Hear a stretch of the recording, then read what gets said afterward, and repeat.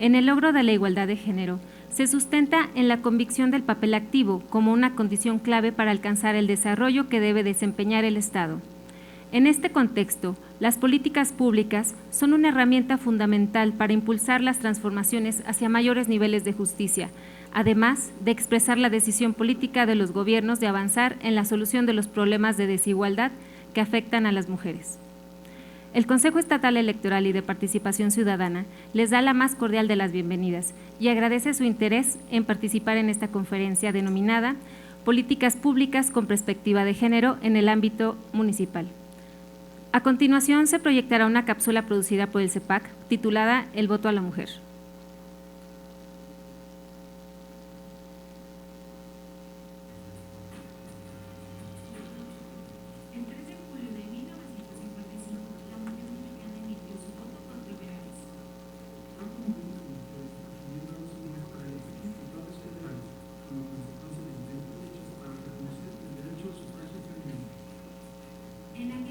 Se registraron 365 candidatos a diferentes cargos de elección popular, de los que apenas 20 fueron mujeres. 4 diputadas federales resultaron electas al final de la histórica jornada electoral. El 6 de abril de 1952, más de 20.000 mujeres congregadas en el Parque el 18 de marzo de la Ciudad de México demandaron el compromiso del candidato presidencial Adolfo Ruiz Cortines para que cumpliera con su promesa de plasmar en la Constitución el derecho de las mexicanas a votar y ser electas. Un año después del histórico mitin y ya como presidente de la República, Adolfo Ruiz Cortines promulgó el 17 de octubre de 1953 las reformas constitucionales que otorgaron el voto a las mujeres en el ámbito federal, con la histórica frase: la ciudadanía sin restricciones para las mujeres. El 17 de octubre de 1953 se publicó en el Diario Oficial. Son ciudadanos de la República los varones y las mujeres que, teniendo la calidad de mexicanos, reúnen además los siguientes requisitos: haber cumplido 18 años, siendo casados o 21 si no lo son, y tener un modo honesto de vivir. En 1953 se reconoció el derecho al sufragio femenino y se materializó hasta 1955, en que pudieron por primera vez a votar las mujeres.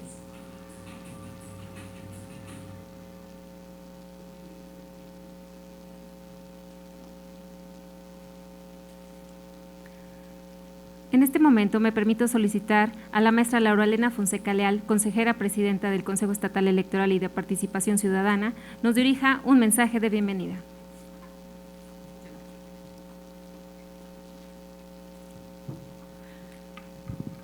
Buenas tardes, gracias por acompañarnos el día de hoy.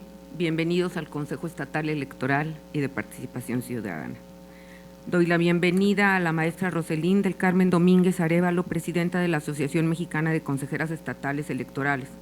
Muchas gracias por acompañarnos a impartir la conferencia Políticas Públicas con Perspectiva de Género en el ámbito municipal. Saludo a las asociaciones civiles, saludo a quienes vienen de algún instituto electoral, particularmente al licenciado Pablo Aispuro, vocal ejecutivo del Instituto Nacional Electoral, a mis compañeros consejeros electorales, al personal que labora en esta institución y a todas nuestras invitadas, invitados que nos acompañan en este día. Hace 66 años, el 17 de octubre de 1953, se reconoció el derecho de las mujeres a votar y ser votadas. Eso lo acabamos de ver aquí.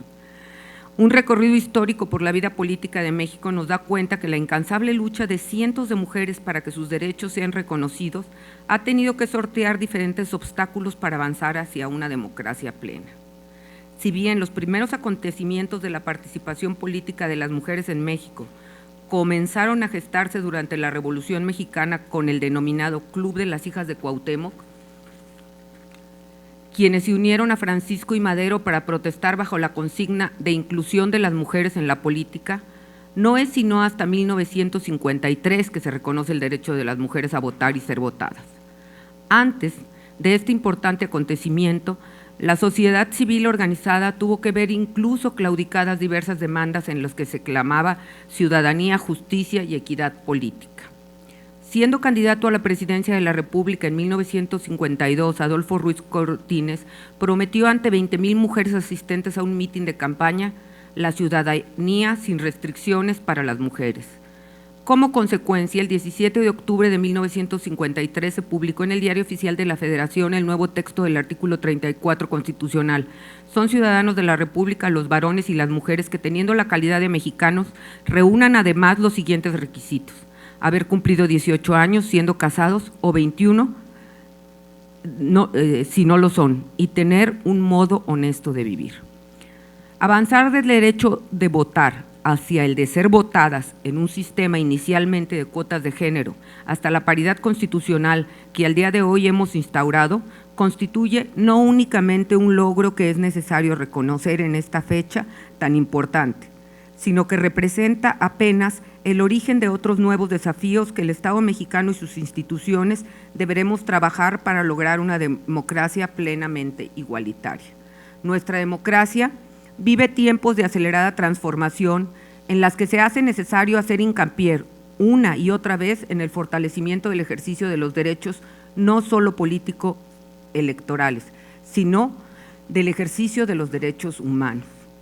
Tanto en el Congreso Federal como en el local se han realizado esfuerzos importantes para lograr la igualdad sustantiva entre mujeres y hombres. Ya en las próximas elecciones veremos cómo se traduce esta igualdad sustantiva en los puestos de elección popular, y deberán las instituciones cumplir con esto en cuanto sea promulgada y haya pasado todos los requisitos. Una igualdad que se construye enfrentando ciclos de inequidad y de combate a formas de exclusión en sus diversas manifestaciones. Sirva pues esta fecha conmemorativa para reconocer los avances que hemos logrado en materia de reconocimiento de derechos político-electorales para las mujeres, pero que sirva además para comprometernos cada uno desde la función que desempeña a impulsar políticas públicas que nos permitan consolidar y ejercer a plenitud los derechos político-electorales históricamente conquistados. Muchas gracias.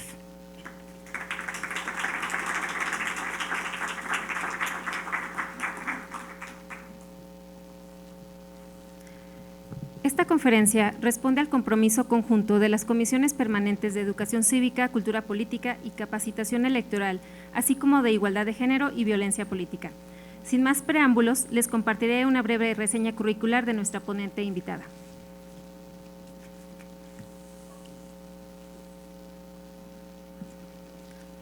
La maestra Roselvi del Carmen Domínguez Arévalo es licenciada en Derecho por la Universidad Juárez Autónoma de Tabasco, siendo la primera persona en obtener la titulación a través del examen del Ceneval.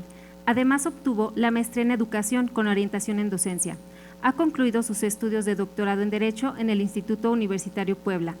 Cuenta con una carrera judicial de más de 10 años de experiencia en el Poder Judicial del Estado de Tabasco. Fungió como docente de diversas asignaturas de Derecho y se desempeñó como coordinadora de capacitación, así como secretaria general de acuerdos del Tribunal Electoral de Tabasco.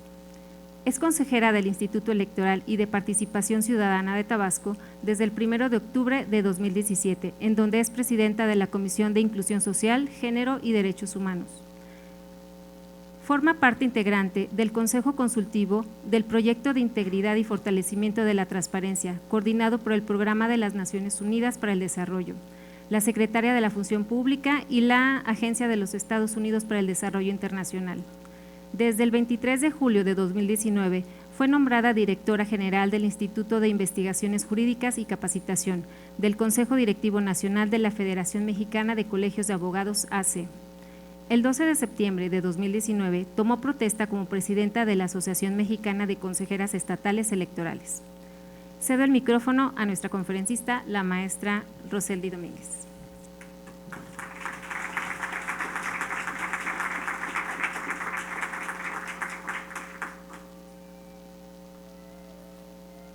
Bueno, pues muy buenas tardes, tengan todas y todos. Agradezco a la consejera presidenta, Laura, gracias por la invitación, a las consejeras, al consejero, muchas gracias, y al personal del Consejo Estatal de San Luis Potosí, a las personas que se encuentran presentes, gracias por hacer esto posible. Bueno, tanto desde la Comisión de Inclusión que presido en el OPLE Tabasco, como desde la Asociación Mexicana de Consejeras Electorales, vemos los temas precisamente de la paridad, de violencia política contra las mujeres y sobre todo de liderazgo y empoderamiento. Este es un tema de ellos y ¿hacia dónde debo dirigir? Allá. Y está desarrollado por ONU Mujeres, por la doctora Flavia Tello, que es municipalista y se encarga de este tipo de temáticas de liderazgo, de perspectiva de género y trabaja constantemente en los municipios de Latinoamérica y el Caribe. Este es el documento en el que se basa esta conferencia, está al alcance en esta liga y pues el material se los puedo dejar sin ningún problema. Comenzaremos entonces preguntándonos qué es democracia. Todos podemos opinar, dar un concepto de democracia, pues la vivimos día a día o intentamos vivirla día a día, no nada más en el tema electoral, en nuestra vida cotidiana. Esa sería la primera pregunta y la otra pregunta es, ¿qué es paridad? Lo escuchamos todos los días, la legislatura de la paridad de género. ¿Y qué será eso? Vamos con la primera. ¿Qué es la democracia? ¿En dónde nació la democracia? Todos sabemos que la cuna fue en Atenas y que era una ciudad-estado donde se reunían los ciudadanos, literal, los ciudadanos, porque ahí ni las mujeres, ni los extranjeros, ni personas que aunque fueran de ese lugar, si eran esclavos, pues no tenían la calidad de la ciudadanía. Entonces, solamente estaba restringido a este grupo. Entonces, vemos cómo los conceptos evolucionan. Y no obstante que de ser la cuna de la democracia, pues estaban los grupos, por así decirlo, o los grupos vulnerables que hoy conocemos, pues estaban alejados de la democracia. Bueno, como les comentaba, no solamente una estructura jurídica, es también un sistema de vida fundado en el constante mejoramiento económico, social y cultural del pueblo. Eso lo señala nuestra Constitución, así está conceptualizada la democracia dentro de nuestra máxima norma. Tenemos de Jorge Garpizo, nos menciona, es tolerancia, es discusión, es espacio abierto a todas las ideas. La democracia no nada más se vive, como les comentaba, cuando va a haber elecciones, se vive dentro de las oficinas, dentro de los hogares, dentro de las familias, cuando entre todos se pueden llegar a acuerdos, entre todos pueden realizar actividades que contribuyan al mejoramiento de ese núcleo familiar o de esa institución. Es más que un régimen de gobierno, es más que un método para elegir y ser elegido. Según el Programa de las Naciones Unidas para el Desarrollo, el sujeto es más que el votante, es él o la ciudadana, hacia él o ella va dirigida la democracia. Bueno, entonces pasamos a la segunda pregunta. ¿Qué es paridad? ¿A alguien le gustaría decirme, por favor, qué entienden por paridad? Alguien que no sea un consejero o consejera, ni la jefa de la unidad, por favor. Cualquiera idea.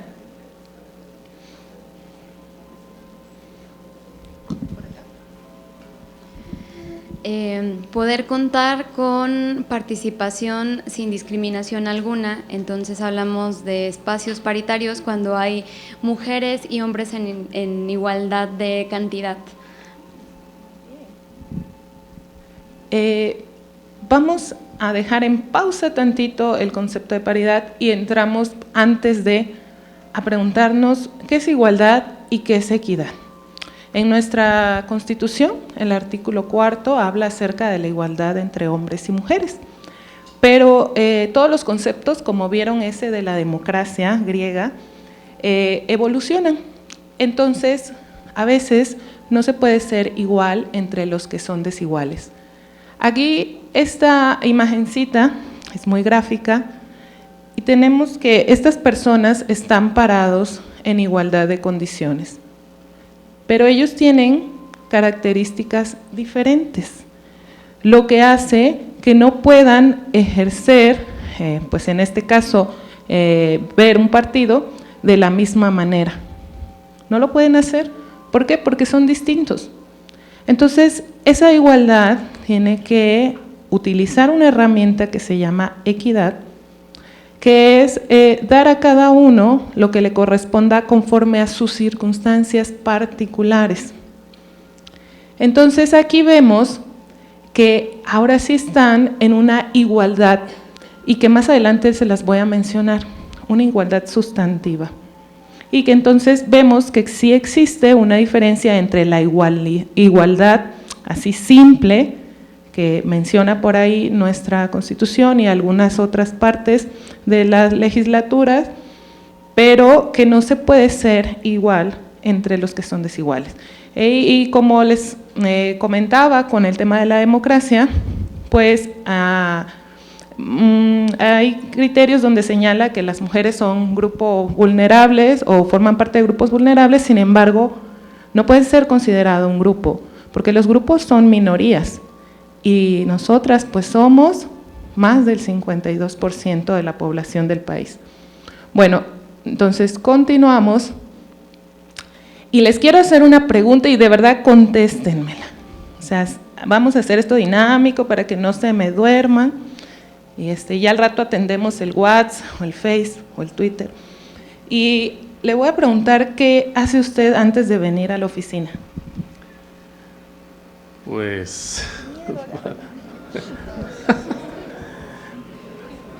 bueno, primero apagar la alarma. Pues pensar en el trabajo que voy a hacer en el consejo. Más que nada. Díganos la verdad. O sea, ¿pero qué hace cuando se levanta? Bueno, pues digo, apago la alarma, preparo el baño, me visto, desayuno y pues me vengo directo al Consejo Estatal. Qué padre, qué vida tan bella. ¿Usted qué hace antes de ir a trabajar? Pues me levanto, preparo baño, lo mismo que la diferencia que preparo desayuno para otras personas. Eso. Sí, normalmente tenemos que los señores en la carrera la tienen libre y las señoras pues tenemos carreras de obstáculos. Y aquí faltaría quizás un bebecito o un enfermito o un ancianito, pero sí hay diferencias, existen diferencias porque pues normalmente o tradicionalmente las actividades domésticas están encomendadas al género femenino y pues como bien nos comentaba la muestra al azar solamente se levantan y van a trabajar, se bañan y van a trabajar. Entonces, aquí advertimos que evidentemente existe una diferencia para poder lograr o alcanzar algunos lugares, algunos cargos, algunos grados de estudio. Bueno, entonces nos regresamos. ¿Y la paridad qué es? Por allá abajo nos comentaba que es un tema de número cuantitativo, el mismo número. ¿Es 50 y 50 de verdad? Bueno, vamos a ver dónde nace esta palabrita. Realmente es una traducción, la palabra paridad. Entonces, apareció primeramente en la Cumbre Europea de Atenas en el 92. Y esta es una declaración que hicieron en esa cumbre. Las mujeres representan más de la mitad de la población. La igualdad exige la paridad en la representación y en la administración de las naciones. Esa fue la primera vez que surgió esa palabrita. En 1998, en la Constitución de Francia, ya se establece el concepto de democracia paritaria. Y bueno, si nos vamos ya a México, en recientes fechas, 2014, tenemos que es un concepto que está acuñado ya en nuestra Constitución, se encuentra entre los más altos valores de nuestro sistema al constituir un principio. Los principios constitucionales pues ocupan esa jerarquía superior dentro de un ordenamiento jurídico de un país o de un Estado. Entonces, eso es lo que es la paridad, es un principio constitucional. ¿Pero para qué? Este busca alcanzar una igualdad real y sustantiva. ¿Se acuerdan que dijimos que hay igualdad así simple y llana? Y hay una igualdad sustantiva, que es cuando realmente puedes ejercer en igualdad de circunstancias, de acuerdo a tus características, alguna actividad, algún cargo, etcétera. En el ejercicio del poder, toma de decisiones, las relaciones sociales, económicas, políticas y culturales. Y aquí faltaría quizás las familiares o si pudiéramos involucrarlas en las sociales, para erradicar la exclusión histórica y estructural de las mujeres. Eso no es cierto de que las mujeres que hayan sido marginadas, no es cierto, eso es falso. Ahorita vamos a ver si es cierto o no. Tenemos una jurisprudencia de Sala Superior donde nos habla acerca de la paridad de género y nos dice que todas estas normas jurídicas señalan que la paridad y las acciones afirmativas tienen sus principales finalidades estas: garantizar el principio de igualdad entre hombres y mujeres, promover y acelerar la participación política de las mujeres en cargos de elección y eliminar cualquier forma de discriminación y exclusión histórico-estructural. Y por acá abajito de esa jurisprudencia nos habla del tema que nos comentaban por acá, de lo cuantitativo. Dice, lo anterior exige adoptar una perspectiva de paridad de género como mandato de optimización flexible que admite una participación mayor de mujeres que aquella que la entiende estrictamente en términos cuantitativos, como 50% de hombres y 50% de mujeres. Una interpretación de tales disposiciones, es decir, en números, en cuestión aritmética, en términos estrictos o neutrales, podría restringir el principio del efecto útil en la interpretación de dichas normas y a la finalidad de las acciones afirmativas, pues las mujeres se podrían ver limitadas para ser postuladas o acceder a un número de cargos que excedan la paridad en términos cuantitativos, numéricos, aritméticos. Entonces va más allá que el tema de los números. Bueno, ahí vimos y a cada rato escuchamos acerca de las acciones afirmativas. Esta es una infografía de la sala de hace ya tiene un rato y dice la Sala Superior que constituyen medidas compensatorias que implican un tratamiento preferente para un cierto grupo o sector que se encuentra en desventaja o es discriminatorio. Bueno, cuando yo estudiaba Derecho, recuerdo que las acciones afirmativas, también es un término copiado de Estados Unidos y se empleó para la gente de Estados Unidos de raza o de piel oscura, para integrarlos de forma acelerada a que participara en la vida pública en virtud de que habían sido esclavizados durante muchos años. Entonces, por eso se llaman medidas compensatorias, no son para siempre, son temporales mientras se equilibra la brecha histórica. Entonces, se le llama también discriminación positiva o discriminación a la inversa. Y pues siempre, hasta doctores en Derecho dicen, pero es que nos están discriminando a los hombres. Que sí, es discriminación positiva. Bueno, entonces, ¿por qué tenemos que implementar ese tipo de acciones? O sea, está bien hacer ese tipo de cosas. ¿Qué lo justifica hacerlas? Pues tenemos en San Luis Potosí presidencias municipales. En el año 2000 de 58 municipios, solo 2 dirigidos por mujeres. 2003, solo 1, 2006-2008, 4 mujeres, 2009 fue electas 6 mujeres.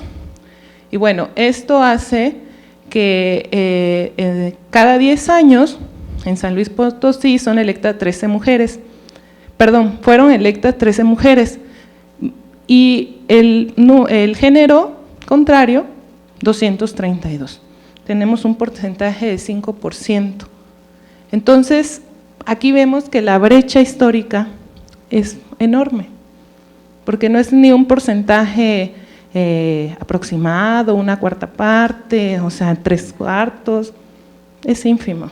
Entonces, esta es una de las justificaciones principales de la implementación de acciones afirmativas. Cuando dentro de la brecha histórica o de la línea de tiempo advertimos un desequilibrio. Bueno, aquí traemos otras cifras, participación política de las mujeres en la última elección, 28 mujeres participaron con 72% de hombres. Bueno, antes de entrar a esto, yo les quiero contar que en Tabasco, donde yo vengo, se implementaron acciones afirmativas o lineamientos de paridad que pues se hicieron famosos, porque allá son municipios y distritos impares, y por eso quizás también el tema de lo cualitativo y de lo cuantitativo. Al ser impar, pues teníamos un número ahí bailando, y ese ¿a quién se lo vamos a dar? ¿A un hombre o a una mujer? Nuestra ley electoral señala que ese impar será designado al género que al arbitrio del partido político designe. Así está. Sin embargo, se hizo una interpretación armónica que para poder integrar de forma más rápido a más mujeres a la participación política del Estado, pues se ocupaba ese impar, permítanoslo, y va a ser forzosamente otorgado a una mujer. Las circunscripciones, hay 2 circunscripciones. Tenemos bloques de competitividad y ahí refiere el lineamiento que en la circunscripción donde tenga mayor votación el partido, ahí forzosamente tiene que encabezar la lista una fórmula de mujeres, forzosamente.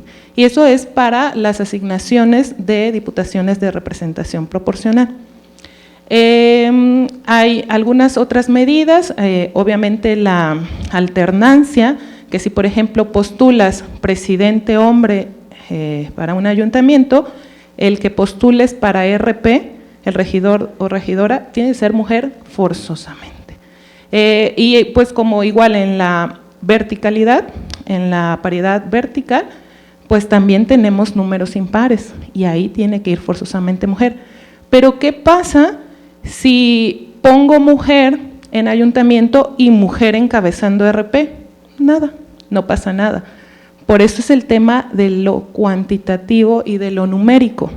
Es decir, estas acciones están, o la finalidad que tienen es que de forma acelerada se vaya resarciendo la brecha que existe entre los géneros. Y no son para siempre, son temporales.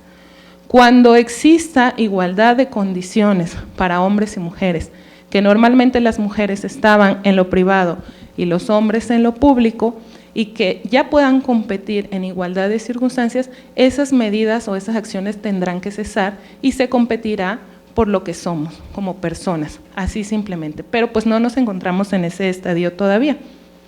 Más adelante, ahora el 6 de junio de 2019, se aprobó una nueva iniciativa que se llama, bueno, o es llamada Paridad en Todo. ¿Y eso qué implica? ¿Qué implicó esta nueva reforma que tiene que ver con la paridad? Que ya no solamente en lo que respecta a los cargos de elección popular se tienen que conformar de manera paritaria los ayuntamientos, el Congreso, no, ya no.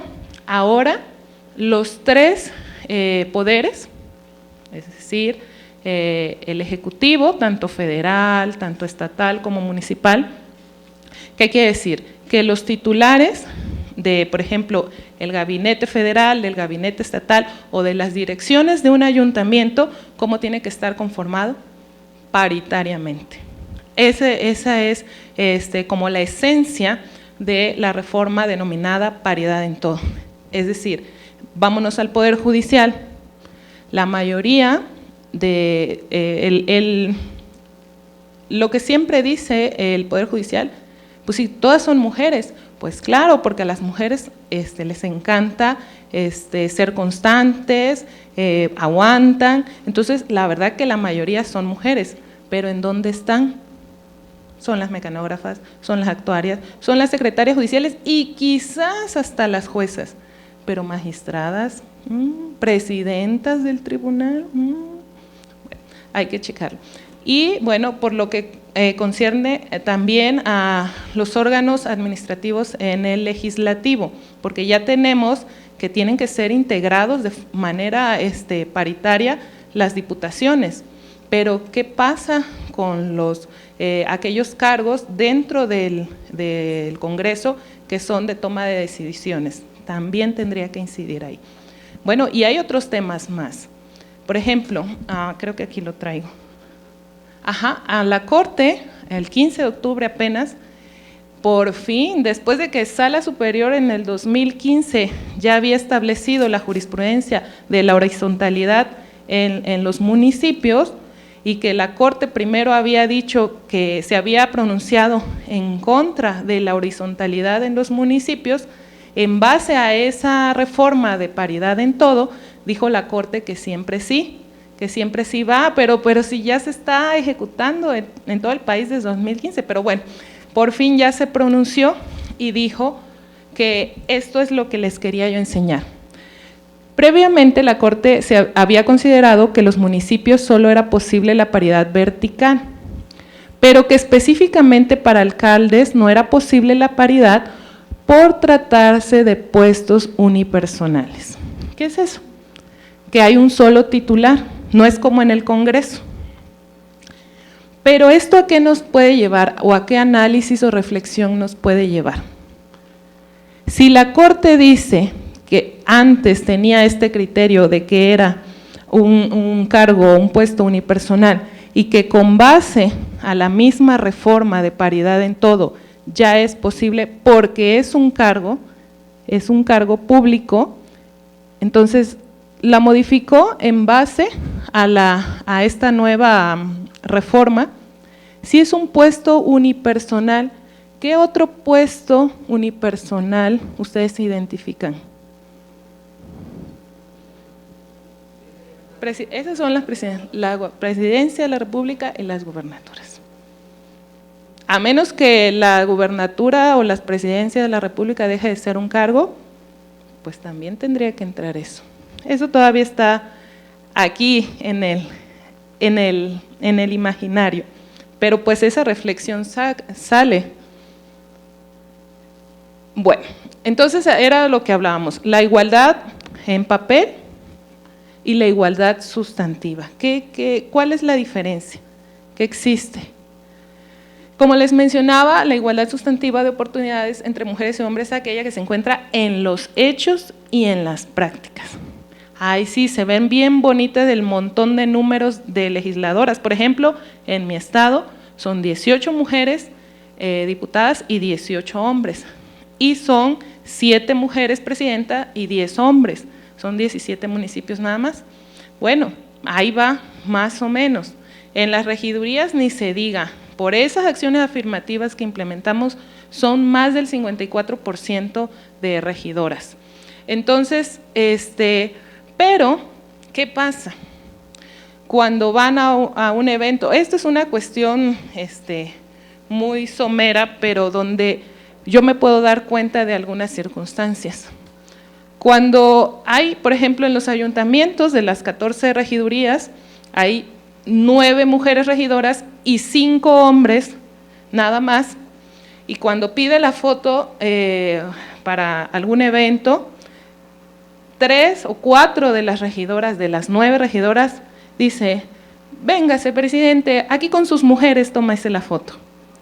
O cuando vas a algún otro evento y está un panel de aquí a acá llenito de hombres y nada más para que no se vea tan mal meten una mujer o dos y le dices a la de al lado, oye, somos muy poquitas, pero les vamos a adornar el evento. No somos de adorno, no estamos para adornar. Entonces, esa es la temática de cuando realmente estás ejerciendo el cargo, pero aparte de conocimiento de causa, como lo mencionaba la presidenta, que se debe a una larga lucha, a una larga exigencia histórica de muchos años, donde hubo represión y donde hubo muertes. Entonces, algunas personas creen que llegaron a ese cargo pues porque tienen mucha suerte o porque están guapas o por alguna otra circunstancia que no tiene que ver con la realidad. Cuando ejerces realmente tu cargo sin tener que pedirle permiso al gobernador o a alguna otra persona, pues ahí es donde va a haber esto, una igualdad sustantiva. Bueno, en la efectividad que han tenido las políticas públicas en cerrar la brecha social, económica, política y cultural creada entre mujeres y hombres a través del tiempo. Eso es lo que consiste básicamente la igualdad sustantiva. Yo espero que haya, aunque sea algunos municipios por aquí, y la pregunta es, ¿por qué los municipios debemos adoptar políticas públicas para alcanzar esa igualdad sustantiva?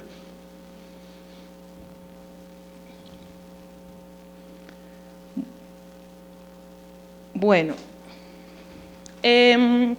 nosotros sabemos que nos encontramos dentro de un sistema jurídico no solo nacional, sino también internacional, y que pues todas estas acciones afirmativas se pueden realizar pues gracias a que existen tratados internacionales donde México se ha obligado a realizar un sinnúmero de acciones.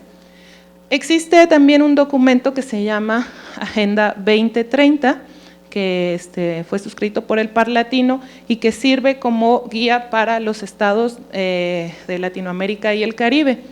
Y ahí habla esa Agenda 2030 del plan integral multidimensional que implique a todos los poderes del Estado. ¿Se acuerdan que les comentaba de la reforma de paridad en todo? Los 3 poderes. Y todos los niveles de gobierno, nacional, estatal y municipal. Que por cierto se me pasó decirles que ya avanzamos de acciones afirmativas, el ministro de la Corte dijo, ya no son acciones afirmativas aquellas, porque ya está en la Constitución y nada más y nada menos como principio. Entonces, hemos transitado de las acciones que se tienen que realizar normalmente por los órganos administrativos a falta de leyes y ya estamos en el tema de que es un principio constitucional. Por eso para los ministros pues ya no hubo más que estudiar, si ya estaba en lo más alto, en lo superior de la Constitución, pues ya no necesitaba mayor análisis. Bueno, ¿y para qué necesitamos este plan integral? Para erradicar los factores estructurales que siguen generando la discriminación, los estereotipos sexistas y una cultura de sesgo machista. Como, pues ni modo, tengo que decirlo, somos muy copy-paste en México y aparte llegamos tarde casi a todo, pero cuando llegamos le metemos velocidad y ahorita México es el único país que tiene ya esta reforma de paridad en todo. Es la cabecera, el primer lugar, no existe otro. Entonces, quizás llegamos tarde porque los movimientos se vieron, por ejemplo, en Argentina, en España, pero llegamos tarde, pero los rebasamos. Y actualmente estamos a la cabecera. Pero no ha caminado a la par esos planes integrales que no tengan que ver nada más con las leyes o con las acciones afirmativas, sino con la evolución de la educación, del ámbito familiar, del sistema de cuidados. Ahí nos hemos quedado. Entonces, evidentemente, al contrastar lo que está en la ley con lo que se vive en el día a día, es cuando existe un choque. Y precisamente nos hemos dado cuenta, sobre todo las consejeras electorales, que desafortunadamente hay una proporcionalidad entre los avances en el reconocimiento de los derechos de las mujeres y la violencia política por razón de género. Es lamentable, pero eso obedece precisamente a la falta de esa otra parte que tiene que ver con la educación, que tiene que ver pues, precisamente con la atención, por ejemplo, de hijos y de hijas en el sistema de cuidados. A ver, la crianza no nada más corresponde a la mujer, no nada más corresponde incluso al papá, no corresponde incluso a la familia que los rodea, también corresponde al Estado. ¿Por qué? Porque si somos más del 50% de personas, de mujeres, o sea, somos más de la mitad de la población, si esa mayoría de la población sale a trabajar, pues ¿qué va a pasar? Producto Interno Bruto, va a haber más crecimiento económico. Entonces es de interés de toda la sociedad de que trabajen las mujeres, de que generen las mujeres, que haya economía, pues porque son la mayoría. Entonces, pero entonces no hemos crecido en estos otros tipos de temas. Por ejemplo, estereotipos sexistas. Ya llega, como ellas dicen, ya llegó el mujeral a los ayuntamientos, ya llegó el mujeral a los congresos. Yo he escuchado, y no sé si hay gente de los medios de comunicación, cuando pasan a hacer las votaciones en el Congreso, ahí a la urna, las diputadas y los diputados, está un grupito de periodistas y a cada una de las diputadas le tienen un apodo. Lady Basura, Lady Pozo, Lady no sé qué, a cada una. Pero yo me quedé ahí esperando el apodo de alguno de los diputados. Negativo. Y primeras planas de los periódicos, duelo de divas, cuando estaba refiriéndose a la presidenta de la Junta de Coordinación Política y a otra diputada. Entonces, elevar la crítica hacia las mujeres políticas, porque normalmente, y de seguro ya algunos escanearon, mira cómo viene vestida, mira cómo se pinta, mira cómo se peina, es más, ni se peina. Entonces, elevar ese discurso hacia lo femenino cuando está en un puesto de toma de decisiones, en un puesto de poder. Siempre se está diciendo, es que llegó porque es la esposa de fulano, es que llegó porque segurito tuvo que ver con el gobernador, es que, o sea, miles de cosas, pero además, estás haciendo tu campaña y tú estás dando tu plataforma, etcétera, y lo primero que te acerca el periodista y te pregunta, oiga, ¿y sus hijos? ¿Quién los va a cuidar? Pues qué mala madre es, ¿no? ¿Alguien ha escuchado que se le acerquen a un candidato y le pregunten lo mismo? Exactamente. ¿A quién corresponde el cuidado de los hijos? Es muy sencilla la respuesta. Pero bueno, entonces ahí es donde tenemos que ir evolucionando. Avanzamos en derechos, pero nos quedamos de plano en el tema educativo, en el tema ideológico. Y pues sí, estamos en una cultura de sesgo machista, y no quiere decir que porque sea mujer no sea machista, pues si todas fuimos criadas así. No que tenga cuerpo de mujer, cara de mujer, quiere decir que voy a estar a favor de los temas de mujeres, porque muchas veces se desconoce precisamente que existió una larga lucha atrás, que existió muerte, que existió violación, que existió discriminación, para que podamos estar hoy. Las mismas consejeras, en el 2003 fue la primera vez que hubieron consejeras electorales. ¿Cuándo fue eso? No tiene mucho, no tiene mucho. ¿Desde cuándo existe la humanidad? ¿Cómo estará la brecha histórica de las consejeras electorales? Bueno, desde que se crearon los órganos electorales, desde ahí se puede hacer la medición. Pero bueno, hemos llegado gracias a esas luchas, no llegamos por suerte, no llegamos porque somos hermana de, sino gracias a la lucha de unas que nos antecedieron. Entonces, hombres y mujeres deben de tener en cuenta esa parte. Y por ejemplo, cuando se habla de feminismo o de género, es muy común de que de entrada ya tengas una tacha, porque eres femininja, feminazi, etcétera, etcétera. Pero se ha malentendido, es más, ni se ha preocupado uno de googlear qué es feminismo. Y lo confunden con el embrismo. El embrismo sí es lo contrario del machismo. El embrismo es pretender el sometimiento de los hombres. El feminismo lo que busca es la igualdad entre hombres y mujeres. Entonces eso por ahí debemos de empezar.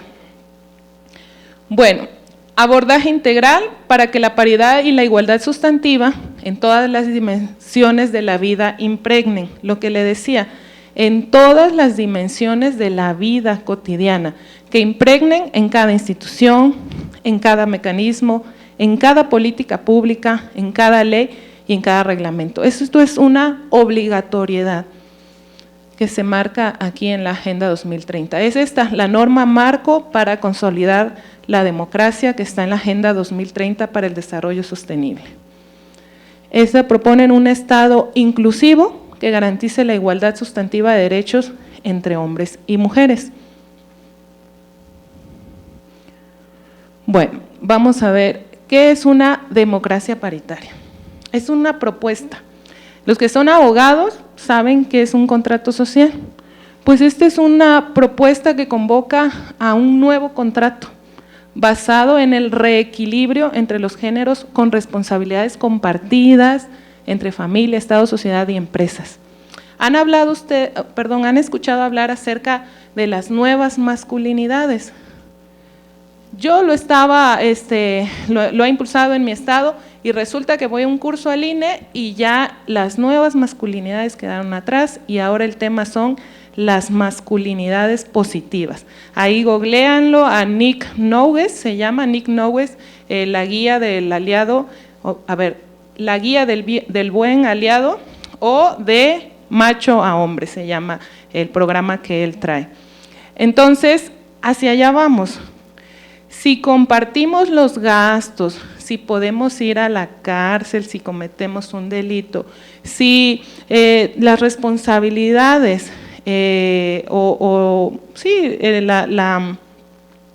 alguna sanción por nuestra conducta, pues la vamos a tener que asumir las mujeres en igualdad de los hombres, pues así tendría que ser también el tema doméstico, de cuidados, etcétera, compartir a la par, también en el Estado y la sociedad. Y por ejemplo, en la familia no estoy hablando nada más de un esposo, podemos tener un esposo feminista inadvertido, que está consciente que tiene que criar a sus hijos igual que su mujer, pero la familia, oye mamá, fíjate que voy a ir a dar una conferencia a San Luis Potosí, ajá, ¿y tu hijo? ¿Quién lo va a voltear a ver? Oye mamá, pero es que fíjate que por mi trabajo, no sé qué, ajá, eres una mala madre. Y mi hermano es Harley, y le dice, mamá, me voy a Veracruz con los de la moto. Ah, sí, hijito, que te vaya bien. Tiene 3 hijos. ¿Cuál es la diferencia? El ser mujer. Entonces también ahí es donde debemos incidir. Implica entonces transformaciones cuantitativas y cualitativas profundas en todas las esferas, desde la gobernanza hasta la corresponsabilidad en el cuidado y la economía. Esto es el tema principal, es el tema básico. No traigo la gráfica, pero entre el 5 y el 10% del dinero y de los bienes inmuebles del mundo pertenecen a mujeres, entre el 5 y 10%. Lo demás es de varones.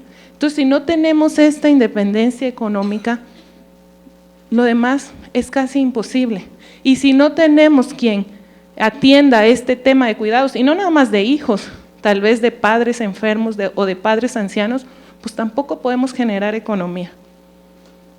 La erradicación de las violencias contra las mujeres, las nuevas masculinidades, que ya me dijo Nick Knowles que ahora es masculinidades positivas, la educación y comunicación de valores de igualdad entre los géneros. Eso es una democracia paritaria. Si quieren tomarle una fotito y quieren así como leerlo suavecito para encaminarnos hacia allá es lo que tenemos que repensar.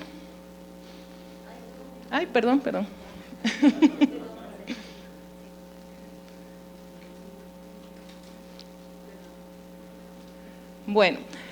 Bueno, las reformas que propone esa norma marco se dividen en 3 grandes capítulos.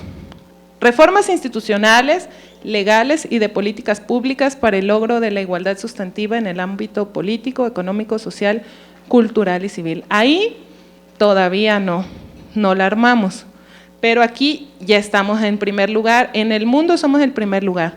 La implementación de la paridad representativa, ojo, miren cómo dice aquí, paridad representativa, es decir, numérica, en todos los poderes del Estado, legislativo, judicial y ejecutivo, y en toda la estructura territorial del Estado, municipios, con medidas afirmativas y paridad vertical y horizontal. Esta Agenda 2030 tiene varios objetivos, se llama Objetivos de Desarrollo Sostenible. El quinto es el que refiere a este tipo de igualdad de género. Bueno, pues aquí nos anotamos el primer lugar y le ponemos palomita, México ya cumplido. Está el tema anterior pendiente y está este otro tema. Bueno, pero esto en el papel, porque acuérdense que señores han dejado su cargo y se ha puesto otros señores, o que mujeres han dejado su cargo dentro del Poder Ejecutivo, Legislativo o Judicial y se han puesto a hombres. Entonces, ahí hay que estar muy pendientes si se está cumpliendo o no esa reforma de 6 de junio. Finalmente, reformas en el seno de los partidos y organizaciones políticas hacia una verdadera transformación en sus dimensiones. A ver si la traigo. Así está, una jurisprudencia que obliga a los partidos políticos a garantizar la integración de sus órganos de dirección de manera paritaria. Aquí establece garantizar la participación efectiva de ambos géneros en la integración de sus órganos de dirección dentro de sus estructuras internas. Están obligados a observarla en la integración. Bueno, ahora ya nos trasladamos al tema del municipio. ¿Por qué es tan importante? ¿Por qué es tan relevante? Los municipios son el primer eslabón de la democracia. Por eso es que reside esta relevancia de bajar esas políticas públicas que ya estábamos allá volando a nivel internacional, en el parlatino, pero en nuestro municipio, ¿cómo podemos bajar todo esto? Pues, como les decía, es el primer eslabón de la democracia y de la defensa de los derechos humanos, tiene la responsabilidad de actuar repensando las ciudades desde la perspectiva de género. A ver, ¿qué nos hace pensar que si por muchos años eran presidentes y regidores, habría alguna política pública que pensara en el uso que le dieran las mujeres y las niñas al municipio, a la ciudad? Pues nada, ni en las leyes estaba. Entonces tenemos varios temas que atender en los municipios: la pobreza, la inseguridad, la segregación urbana, la fragmentación social, la migración, las desigualdades. Todas estas son problemáticas que tienen lugar en el espacio municipal, por lo que corresponde a estas autoridades ser el agente de transformación de esos fenómenos que son globales. Por ahí, en este material, habla acerca de pensar global y actuar en lo local. Algo así es el tema. O sea, en base a lo que existe a nivel internacional, ¿cómo podemos incidir desde lo local? Primeramente, evidentemente lo que se necesita, pues es voluntad política. Este es el primer paso para que el enfoque de género sea considerado parte de la agenda de gobierno. El segundo, pues ya es propiciar ese proceso de construcción social de esas políticas públicas donde se incluyan las necesidades más específicas de las mujeres, así como de sus integrantes estratégicos. Y yo ahí diría que no nada más de las mujeres, que se escuchara las necesidades y demandas de todos y de todas, incluyendo a los grupos vulnerables.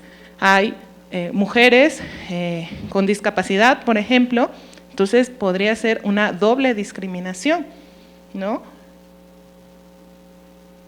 Bueno, ¿Eso qué es eso de la perspectiva de género? ¿Qué es eso? Enfoque de género. Muchos le dicen son las gafas moradas o las gafas de género, pero aguas, porque una vez que se la ponen, ya no van a ver nada igual. Nunca más, piénselo bien si se la van a querer poner, porque jamás y nunca van a volver. Es más, ni las canciones que repetían y tarareaban las van a volver a ver igual. Entonces, tengan mucho cuidado con entrar en este extraño mundo de la perspectiva de género. Está orientada a favor de la equidad y en contra de cualquier tipo de discriminación y subordinación de las mujeres. Y nos permite identificar la forma como cada sociedad simboliza y construye la diferencia por medio del sexo. El sexo se obtiene o se sabe algunas veces por las características físicas. Y le digo algunas veces porque hay personas intersexuales que ni siquiera los médicos pueden definir cuál es el sexo para asignarlo en el documento de la partida de nacimiento. Entonces, pero el género, ese es una construcción social y ese lo armamos entre nosotros desde que apareció la humanidad hasta nuestros días y va a depender a las actitudes, a la forma de vestir, etcétera, etcétera. Y ahí es donde es la diferenciación entre sexo y género. Bueno, esta perspectiva nos permite ver y pensar de manera distinta, analizando las relaciones sociales entre mujeres y hombres, donde las mujeres pues han llevado la desventaja social, política, económica o cultural. A ver, ¿es falso eso de la desventaja? ¿Se acuerdan de la gráfica de Pastel? ¿Qué tenía? Un 5%, ¿verdad? Bueno, nada más se los quería recordar. Entonces, toda autoridad municipal debe, y aquí también se vale una fotito, garantizar, proteger y difundir esa igualdad sustantiva en sus sociedades. Sus políticas, mecanismos, normativas o servicios públicos deben pensarse y diseñarse atendiendo a su impacto en mujeres y niñas. Más adelante vamos a ver unos ejemplitos, porque dicen, ¿qué es eso y cómo le puedo hacer? Ya vamos a ver qué se ha hecho en Latinoamérica, incluso en México. Un municipio inclusivo es aquel que incorpora esa perspectiva de género de manera transversal al conjunto de las políticas públicas que establece. Ahí están los ejemplos de buenas prácticas de municipios inclusivos. Vamos a empezar con Colombia. Dice, autonomía económica de las mujeres. Se le llamó la ruta de la mariposa en el Atlántico. En ese municipio se diseñó un programa innovador en el que las mujeres beneficiadas lideran su transformación a partir de procesos de capacitación y motivación personal y empresarial. Esto ha permitido capacitar a más de 3,000 mujeres y se vio reflejado en el fortalecimiento de sus habilidades y en el desarrollo de sus ideas de negocios a través de 350 emprendimientos asociativos que han contribuido al tema que nos ocupa, la autonomía económica. ¿Y esto desde dónde se está haciendo? Desde un municipio en Colombia. Línea verde en Aguascalientes. Ahí nos dice que el ayuntamiento impulsó una importante obra de infraestructura con contenido y enfoque social, cultural y de género. Existe una frontera entre la zona residencial y la zona pobre de la ciudad, que era intraspasable por lo insegura. Entonces se hicieron estas líneas verdes o vías verdes que incluyen espacios de recreación, integradores, amables y seguros para toda la ciudadanía. Desde ese enfoque de género, la línea verde incluye espacios adaptados a los usos familiares y actividades lúdicas y sobre todo pues para la seguridad de las mujeres y de las niñas. En ese tema yo quisiera pues dar un ejemplo. Si existe una escuela secundaria o preparatoria, pero está aledaño a algún baldío o algún edificio abandonado, Es evidente que las niñas o las jovencitas que entran a las 6 de la mañana o salen de noche, pues es peligro para ambos, pero desafortunadamente en las cifras vemos que el número más grande de ataques es hacia mujeres y niñas. Entonces, una perspectiva de género sería, luminaria, obligación del propietario de que tenga limpio su inmueble o que esté de alguna manera algún tipo de seguridad, porque es el tránsito cotidiano de niñas y mujeres. Sería otro ejemplo. Montevideo. Se reveló las desigualdades en el acceso al transporte entre hombres y mujeres. Ese es otro tema. Ya vieron que en la Ciudad de México está dividido el metro para hombres y mujeres. Bueno, a partir de eso, interesantes conclusiones con base a estadísticas en cuanto a la necesidad de replantear rutas, paradas y distancia, el encadenamiento de viajes y tarifas que afectan especialmente la calidad de vida de las mujeres y su disponibilidad de tiempo. Bueno, cuando yo era estudiambre, ahí me asaltaban en la parada, y me asaltaban porque me tocaban la nalga y yo me les ponía tonta. Entonces, esa es la diferencia entre ser hombre y ser mujer. Y si se tiene la perspectiva de género o la gafa de género, pues ahí sabrás que en esas paradas, en la utilización del transporte público, pues se necesitan tomar algunas medidas. Bueno, otra que se dio en el municipio de Rosario, Argentina. Esta lucha contra la trata de personas, de abuso sexual de mujeres, niños y niñas, busca no solo la sanción penal, está interesante este programita, sino ofrece la contención necesaria a las víctimas para garantizar su recuperación, pero además nuevos proyectos de vida, o sea, ayudarlas a que además de que salgan de este tema, pues cómo voy a mantenerme, cómo voy a vivir, cómo me voy a sostener. Para las mujeres, por su cuenta ejercen la prostitución, junto a las reconocidas como víctimas de proxenetismo, las acciones desde el municipio son mejorar su empleabilidad a través de capacitaciones específicas y un nivel de instrucción formal a través de becas. ¿A alguien se le había ocurrido eso? Bueno, este es otro tema y que definitivamente tiene que incidir no nada más en el tema de violencia, sino en todos los temas. Si queremos avanzar culturalmente para estar acorde a las leyes de nuestro país, que recuerden que somos el primer lugar a nivel internacional, pues tenemos que hacerlo de la mano de los hombres. Cuando en una de las extintas nuevas masculinidades entraba el psicólogo y decía, el hombre de esta época está en crisis, porque no sabe, o sea, no fue diseñado ni educado para lidiar con una mujer empoderada.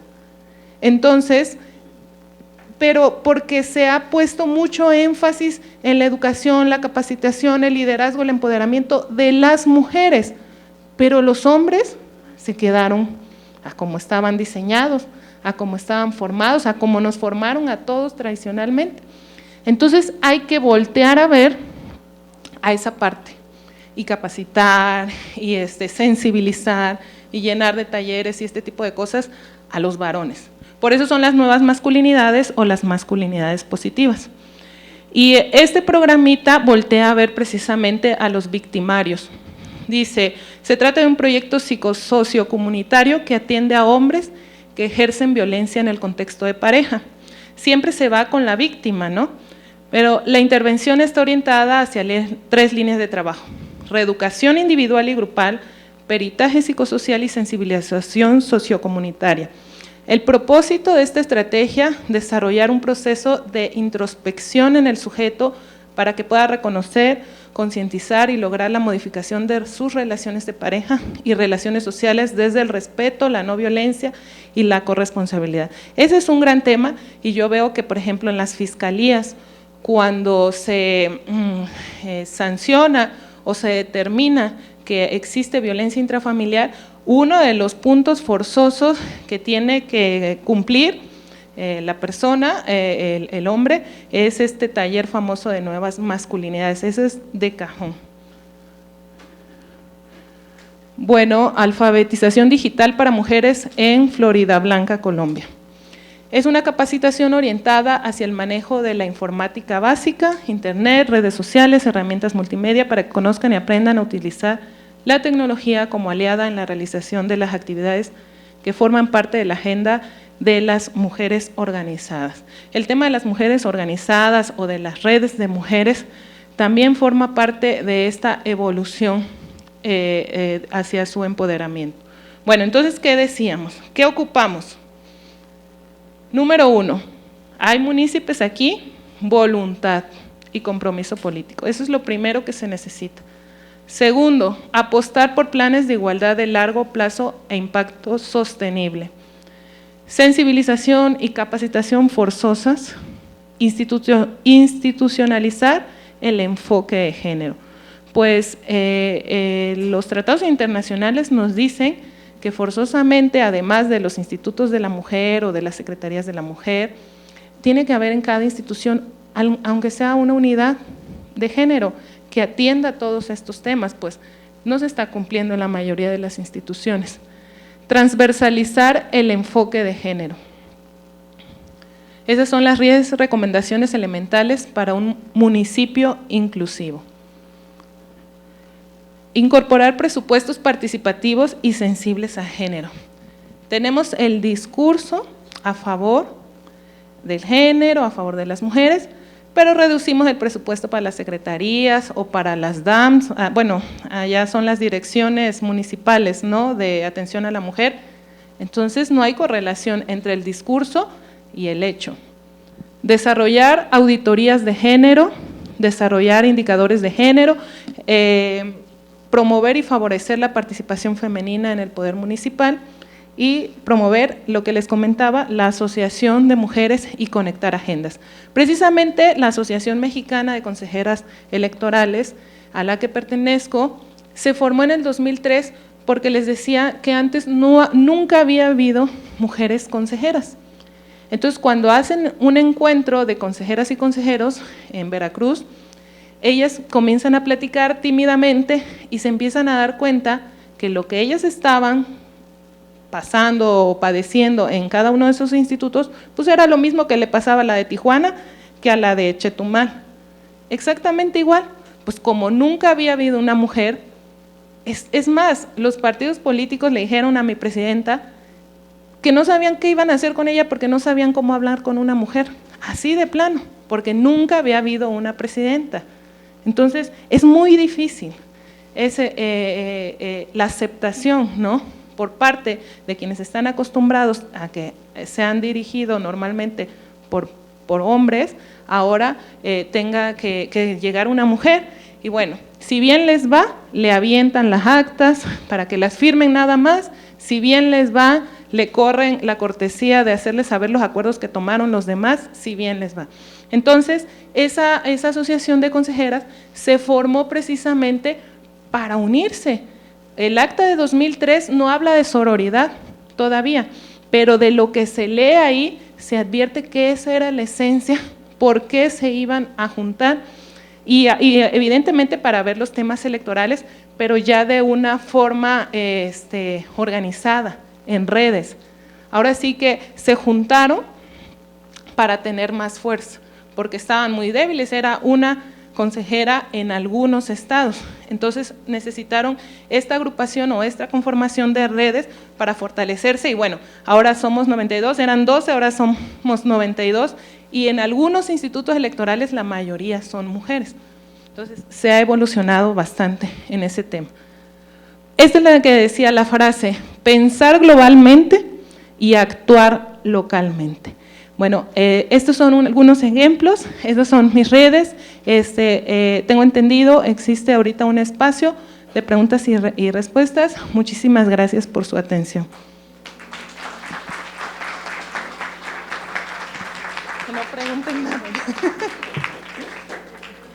Agradecemos su participación a la maestra Roselvi Domínguez y está aquí una compañera, por si hay alguna pregunta y respuesta que nos pidan el uso de la voz para pasar el micrófono.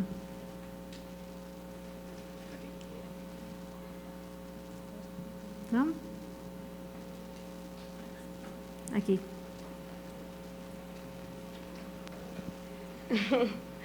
Hola, pues buenas tardes primero que nada, muchas felicidades por la plática. Y pues mi pregunta va encaminada hacia los municipios.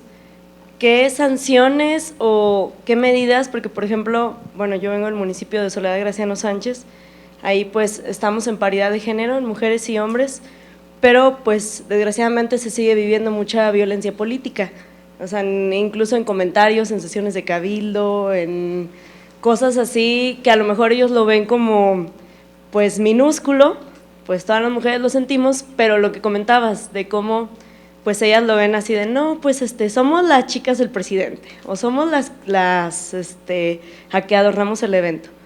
Y pues yo creo que ahí muy pocas mujeres nos damos cuenta de cómo cierto tipo de comentarios pues son violentos.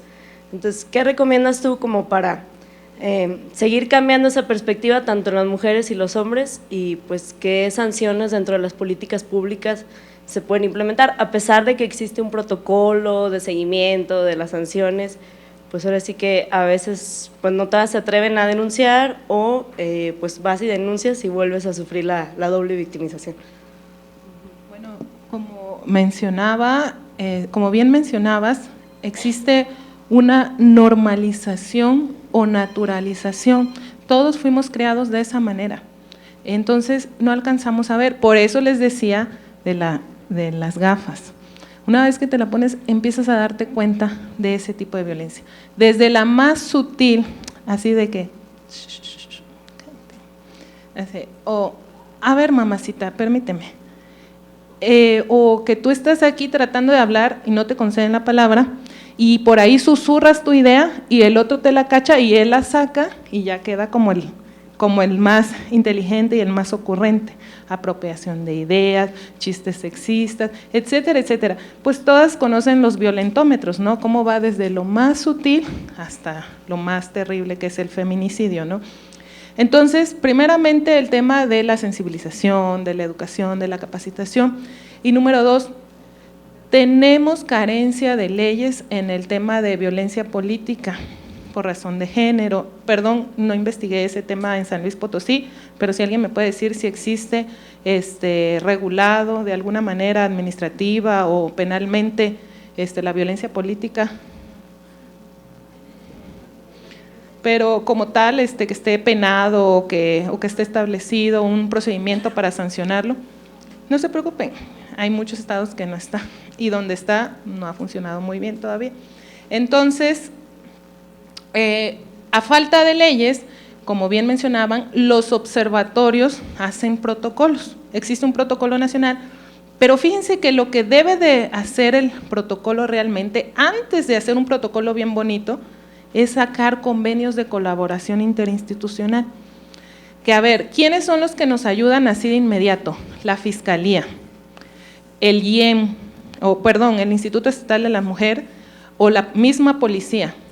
Ellos son los que de forma inmediata nos ayudan. Entonces hay que hacer los convenios de colaboración interinstitucional con ellos.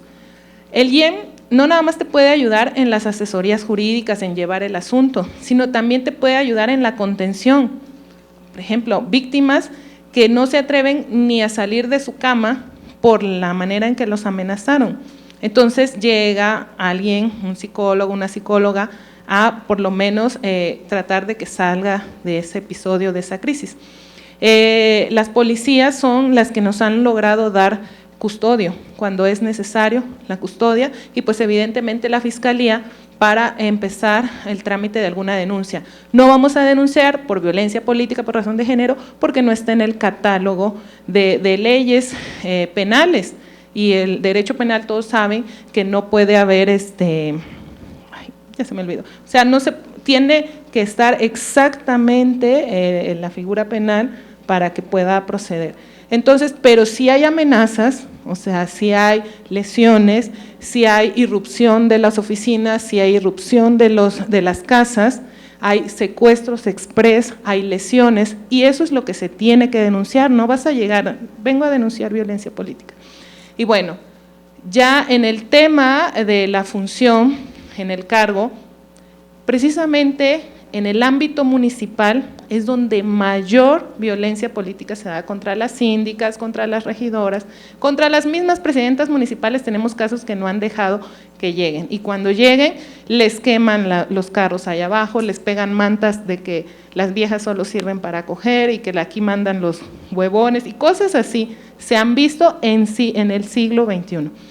Y en el tema de las regidoras y de las síndicas, ni se diga.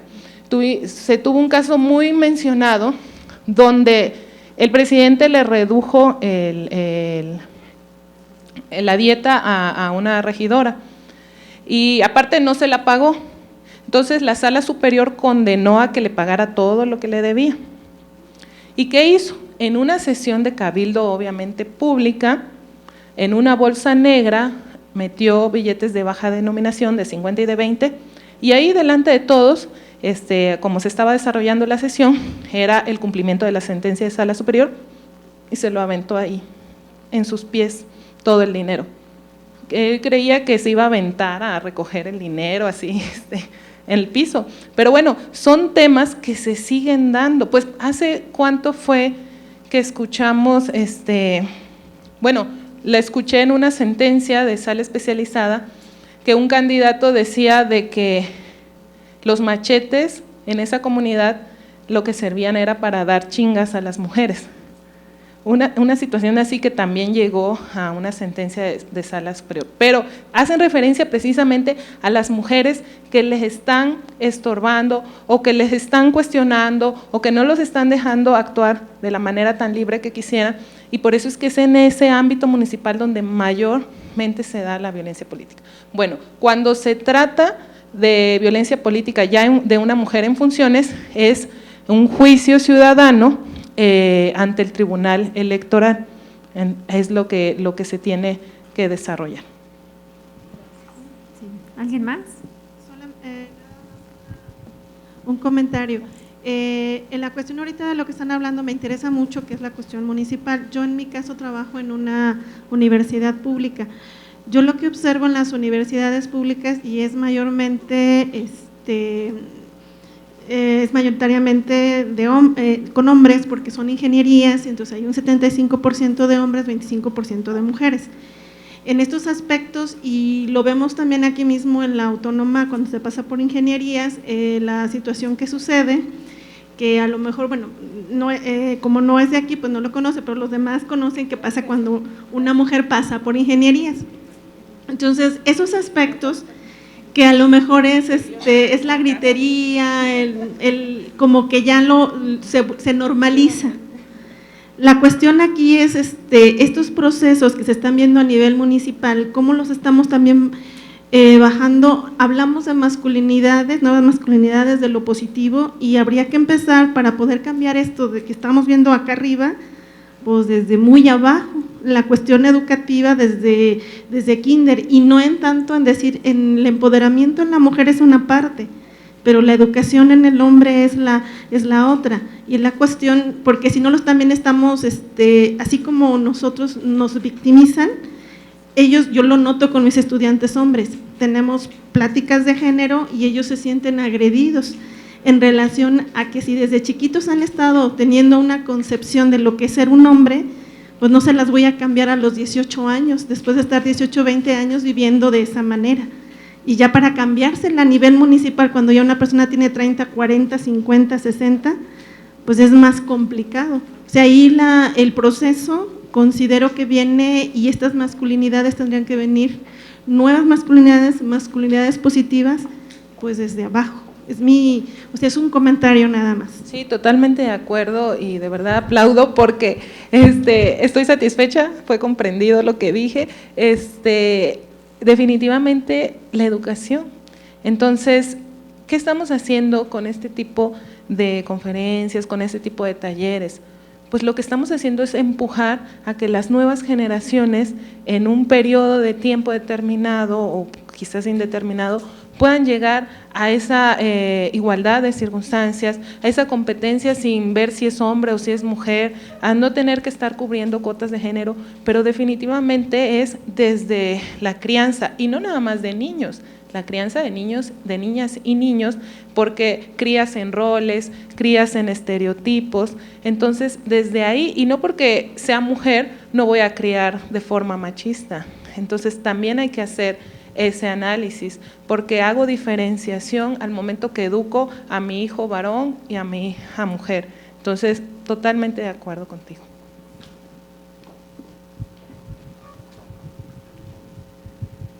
Completando con lo que decía la compañera, yo creo que es importante que las universidades den este tipo de pláticas por lo siguiente: en la universidad ya no falta mucho para que sean papás, entonces ellos ya no van a educar al niño como se estaba educando antes.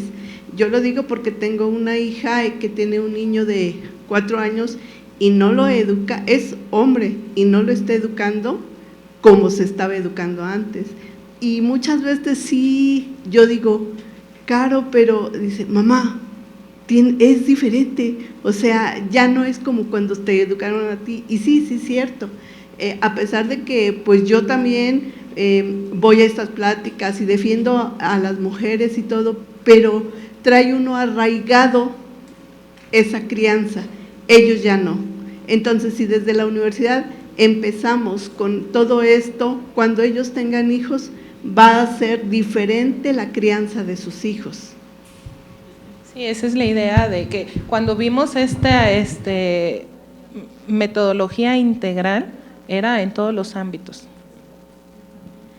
Sí, para hablar también del mismo tema, se ha avanzado mucho, ¿verdad?, en cuestión de leyes, pero en la vida cotidiana existe una brecha muy grande, sobre todo en las comunidades, en los municipios, porque aunque se aplique la paridad, si existe una candidata, sí, que sea mujer candidata, la gente o los personajes que viven en ese lugar no están, sobre todo los hombres, no votan porque es mujer, porque su mentalidad es sobre todo en las comunidades. Yo soy de Tamazunchale, sobre todo en las comunidades que aún ahí no permiten que sea la mujer la que lleve el mando, cuando escogen comisariados, no escogen comisariadas, tienen que ser hombres todavía. Esta brecha es, yo creo que reeducacional, porque ya están educados de esa manera y hay que cambiarles esa mentalidad.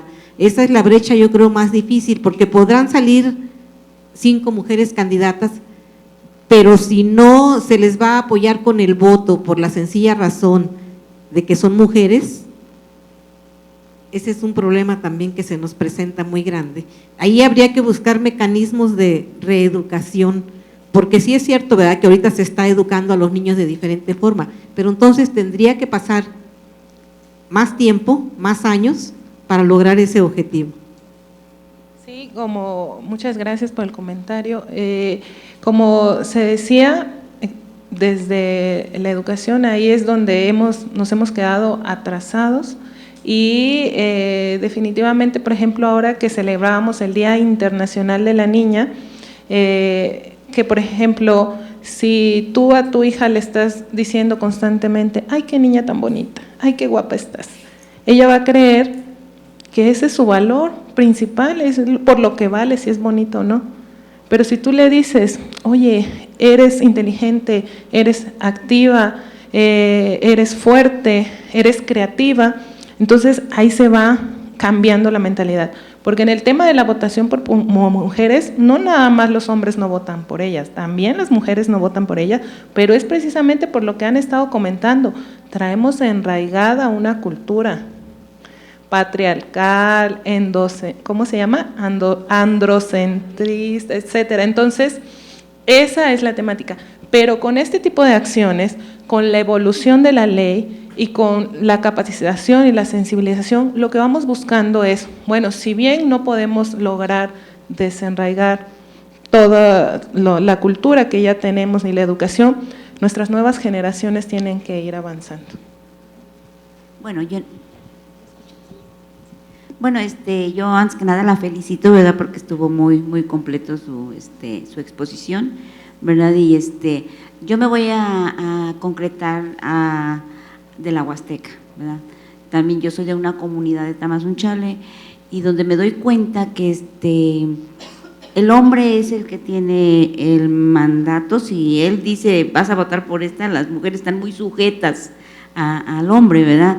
Pero es una situación muy arraigada, porque inclusive conozco una familia que fue, el hombre fue presidente municipal y el hijo dice así tan fuerte, tiene hija y tiene hombre, y él dice yo voy a ser presidente municipal, yo no sé cómo qué le voy a hacer o cómo voy a hacer, pero yo voy a ser presidente municipal. Entonces, ahí vemos cómo la hija no tiene ni siquiera el voto o la intención de decir, yo también voy a ser presidenta municipal, porque ya le ganó el hombre, ya le ganó el hijo, ¿verdad? Entonces, ahí sí está bien difícil a las personas que se van a ir a esa comunidad, porque ahí los hombres sacan el machete y sacan el palo y tapan las brechas y tapan para que no lleguen a hacer su campaña. Hay una maestra que tuvo mucho tiempo solicitando la presidencia municipal, haciendo sus campañas, muchas veces, como 3, 4 intentó ser presidenta municipal y nunca pudo lograrlo. Y sí había personas y había gente que votaban por ella, ¿verdad? Pero pues no sé qué pasó en ese caso, ¿verdad? Pero sí ha habido ahí quien sean candidatas a mujeres a la presidencia municipal. Entonces, las que vayan o que vayamos, ¿verdad?, que nos vayan a mandar a hacer una campaña, ya hay que tener mucho cuidado, porque sí hay mucha agresividad por parte del hombre, ¿verdad? Hay que hacer cursos, no sé ustedes cómo sepa que siga, ¿verdad? Pero esa es la situación de la Huasteca. Muchas gracias por la felicitación. Y bueno, eso pasa en la Huasteca y pasa en muchos municipios de toda la República, incluso en algunas zonas del estado de Tabasco, donde vengo. Pero recordaba hace poco, hace un mes y medio, se estuvo difundiendo los resultados de la consulta infantil y juvenil que realizó el INE. Y ahí vimos cómo los niños y los jóvenes piensan que las niñas y las adolescentes hacen mejor su tarea, son más disciplinadas, es decir, la población joven o la población infantil y juvenil piensa o sabe o cree que las niñas y las adolescentes son mejores en varios aspectos que tienen que ver con la vida académica. Y cómo es que de repente, ya una vez que son adultos, se convierten en adultos, ya no ven esas capacidades en las mujeres. Es un fenómeno extraño. Bueno, en mi época no había ese tipo de consultas, pero yo sí veía que había ciertos niños muy ordenados y muy disciplinados, pero que la mayoría de las niñas, si no eran de 10, por lo menos sí eran muy disciplinadas, eran muy ordenadas, ese tipo de cosas que quizás lo sabemos, pero no lo aceptamos. Pero es el tema de la idiosincrasia que traemos.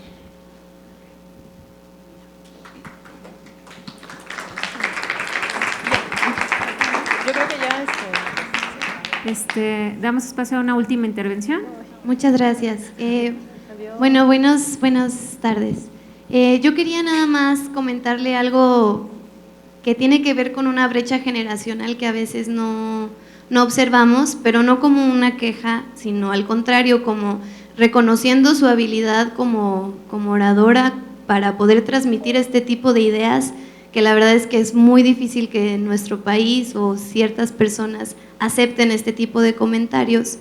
Yo lo que veo es que personas de mi generación para abajo, ya ahorita es más común que, si bien existe el machismo, digamos, por ejemplo, en ingeniería que nos contaba, tú pasas y te chiflan horrible, ya las mujeres de mi edad hacia abajo, ya es muy común que voltees y, ok, pero pídeme una disculpa, o sea, ya es me la haces, me la pagas, pero no en mala idea, sino que ya está un poquito más formado la concepción de este machismo de, ok, tú quieres ser machista, te respeto, pero también respeta mi postura como mujer que necesita una disculpa o necesita una atención distinta a la que le estás dando.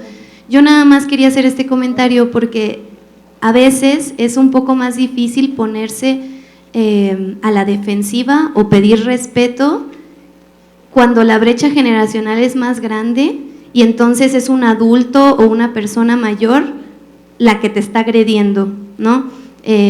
Como un punto de vista como joven, a lo mejor eso enriquecería muchísimo más porque pues realmente no hay una forma de explicar por qué si a veces decimos, no, pues es que sí hay que respetar a las mujeres, pero si una mocosa te pide respeto ya es una falta de respeto por parte de esta persona, ¿no? Entonces solo como un punto que todavía no se resuelve, como una inquietud que me queda a mí por lo menos como joven en cuanto a las generaciones un poco más grandes. Eso sería todo por mi parte. Pues excelente la participación y pues sí, hemos ido incidiendo poco a poco y definitivamente el rol que algunas jóvenes logran ya en estas épocas hacer como la confrontación, ¿no? Incluso he visto algunos blogs donde se para y le dice, ay, hola, ¿cómo estás? ¿Cómo te llamas? ¿Qué me decías? O algo así, o sea, el enfrentamiento, y ahí es donde se van para atrás y ya no sabe qué hacer. Pero si eso lo trasladas, por ejemplo, a una situación el ejemplo que les decía del transitar por un baldío o por un lugar donde hay muchas personas, hombres o que están consumiendo algún tipo de droga y que te estén diciendo ese tipo de cosas, cambia el contexto totalmente. Entonces, lo que hace sentir al transitar es inseguridad, o sea, miedo, peligro. Entonces, definitivamente, la brecha generacional sí existe, pero se ha estado evolucionando. Y lo que se busca es de que, le decía, en la consulta infantil y juvenil lo tienen muy claro, muchos temas con perspectiva de género, pero ¿qué sucede al adquirir la mayoría de edad, al adquirir las responsabilidades? ¿Qué pasa? Ese es el fenómeno que queremos como encontrar, de que quizás ya al momento de la competencia profesional, de la competencia por un puesto o por el dinero, la carrera por los billetes, ahí es donde empiezan. Y no nada más los hombres, las mismas mujeres, ¿no? Con algunas conductas. Pero muchas gracias. Buenas tardes. Según la última intervención, por favor. Según Abascal, somos personas antes que sexuales. Sin embargo, todavía en la actualidad, muchos hombres no lo entienden. Creen que la mujer debe estar sometida al mismo hombre para poder sobrellevar una familia. A mí me costó trabajo, siempre lo he comentado, me encanta la política desde niña, me costó trabajo, sí, hacerlo entender y nunca lo hice entender. Decía que las mujeres, o sea, me costó mi matrimonio, y decía que las mujeres que nos gustaba andar en la política, ay, me da pena decir la palabra, éramos putas, ¿sí? Porque nos acostábamos, porque amanecíamos muchas veces, ¿sí? Nos acostábamos con los políticos, o sea, que nos rodeaban. Sin embargo, a la fecha, ¿sí? Yo creo que somos personas, ¿sí? Que actualmente nos estamos empoderando, pero a la fecha la gente no lo entiende, inclusive nos tratan de enfermas mentales. ¿Cuál empoderamiento? La mujer debe estar en su casa, por eso los hijos son como son. Pero no entienden, como usted lo dijo hace unos momentos, que los hijos, sí, no nada más son de la mujer, sino del hombre. Y es lo que el hombre no entiende. Pues muchas gracias por el comentario. Sí, hay una palabra que a mí me gusta decir mucho, porque antes no se podía decir, que soy una mujer pública. ¿Por qué? Porque yo me muevo en el ámbito público y evidentemente hay que evolucionar. Una mujer que llega en la madrugada, el día de los registros, ¿a qué hora llegaste a tu casa? No llegamos a nuestras casas, llegamos a las 6, 7 de la mañana, y eso no quiere decir que estemos en otras cuestiones.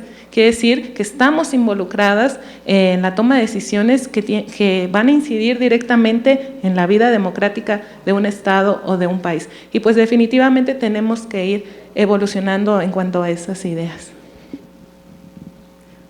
Muy bien, agradecemos sus intervenciones. A continuación, la maestra Laura Elena Fonseca Leal entregará un reconocimiento institucional a nuestra ponente invitada, la maestra Roselvi Domínguez Arévalo, por su participación. Les pedimos le brinden un fuerte aplauso.